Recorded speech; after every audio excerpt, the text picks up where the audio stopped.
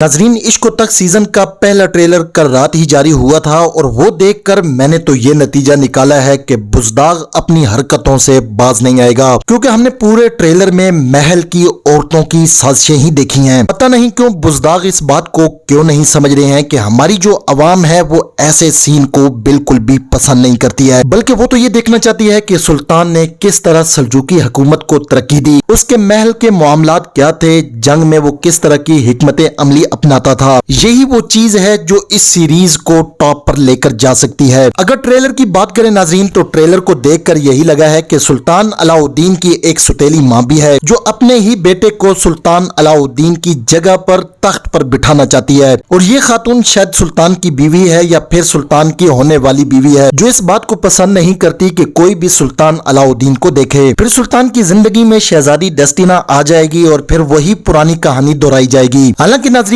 Series के आगाज से पहले जिस तरह के अंदाजे लगाए जा रहे थे कि डायरेक्टर्स और राइटर्स तब्दील कर दिए गए हैं, लिहाजा इस बार हमें कोई नई जानदार स्टोरी देखने को मिलेगी, लेकिन हम पहला ट्रेलर देखकर ही मायूस हो गए हैं।